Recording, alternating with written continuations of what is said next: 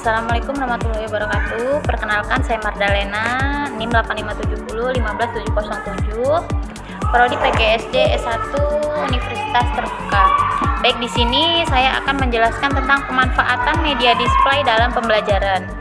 Apa sih media display itu? Media display ialah media yang bersifat 1, 2, atau 3 dimensi yang dipakai untuk interaksi langsung antara siswa dengan topik yang sedang dibahas. Maksudnya adalah bahwa media display digunakan sebagai media yang memfasilitasi interaksi langsung antara siswa dan topik yang sedang dibahas dalam pembelajaran. Media display itu ialah media yang hanya bisa dilihat namun tidak bisa disentuh atau diraba. Contohnya seperti media, misalnya kita memberikan pembelajaran lewat papan tulis atau menggunakan media proyektor, kemudian bisa juga dengan video-video, gambar. Nah, itu merupakan contoh dari media display. Dengan kita menggunakan komputer atau layar proyektor sebagai media display, siswa dapat berinteraksi langsung dengan konten yang ditampilkan di layar. Mereka dapat melihat gambar, diagram, atau video yang mendukung materi pembelajaran. Fungsi dari media display itu sendiri yaitu dengan menggunakan media display, kita akan yang pertama dapat meningkatkan motivasi belajar siswa.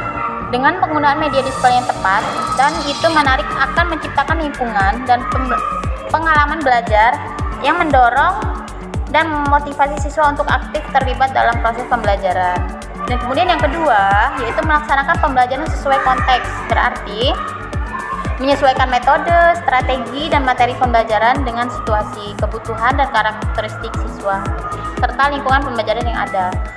Kemudian yang ketiga, menanamkan kebiasaan-kebiasaan tertentu, yaitu membantu peserta didik atau siswa untuk membiasakan, mengembangkan kebiasaan-kebiasaan yang positif atau yang baik dalam kehidupan sehari-hari. Misalnya kita mengajarkan tentang lingkungan yang kotor dan penyebabnya. Nah, itu akan memberikan pesan kepada anak bahwa untuk membiasakan buang sampah pada tempatnya serta menjaga kebersihan sehari-hari di lingkungan kita. Kemudian yang keempat, fungsi dari media display itu ialah sebagai dekorasi.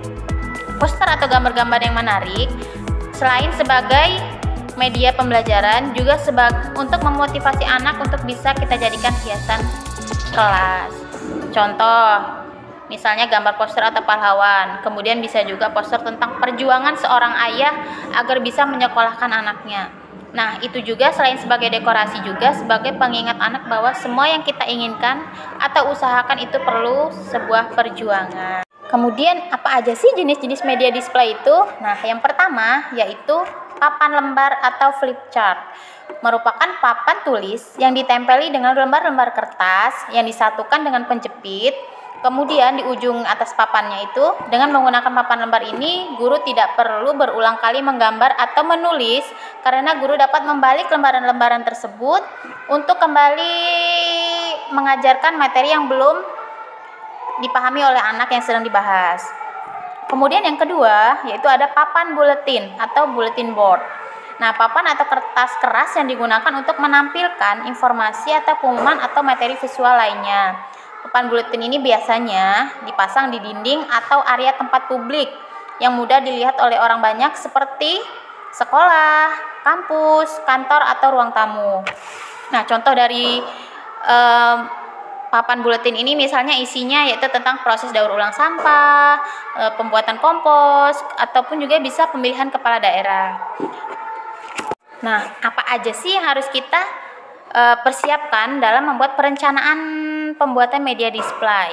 Yang pertama, tentukan topik. Misal kita akan membahas tentang jenis makanan 4 sehat, 5 sempurna.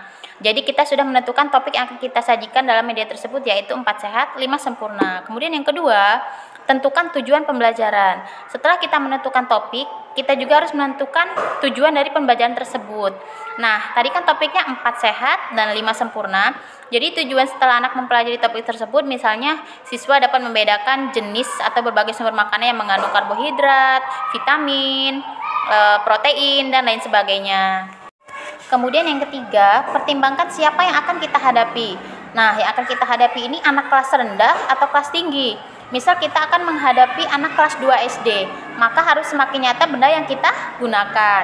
Akan lebih baik jika kita menggunakan beras atau nasi daripada kita hanya memperlihatkan gambar beras atau sepiring nasi. Karena anak SD itu yang kelas rendah daya fikirnya itu masih bertaraf berpikir konkret ya atau nyata. Jadi kita bisa menggunakan contoh yang nyata, mereka akan mudah mengerti. Kemudian yang keempat, tentukan rincian materi yang akan kita sajikan. Nah, tadi kan kita sudah mengambil topik 4 sehat dan 5 sempurna. Maka rincian materi yang akan kita sajikan dalam media display tersebut adalah misalnya makanan sumber karbohidrat, makanan sumber protein, makanan sumber mineral, dan makanan sumber vitamin dan air.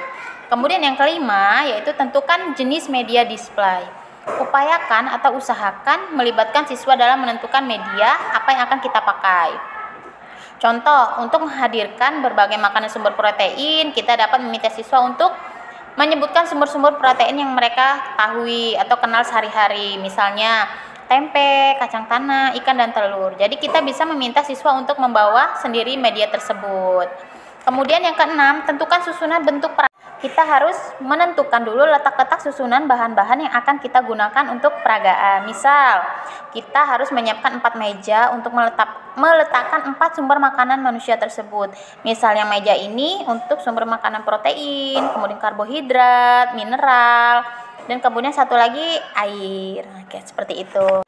Jadi dapat kita simpulkan ialah bahwa media display itu ialah media yang hanya bisa kita lihat namun tidak bisa kita sentuh. Jadi tadi seperti yang kita contohkan yaitu media display seperti kita menggunakan komputer dengan menggunakan media proyektor seperti itu, bisa kita menggunakan gambar dan masih banyak lagi contoh yang lainnya. Mungkin hanya itu yang bisa saya sampaikan. Semoga teman-teman semua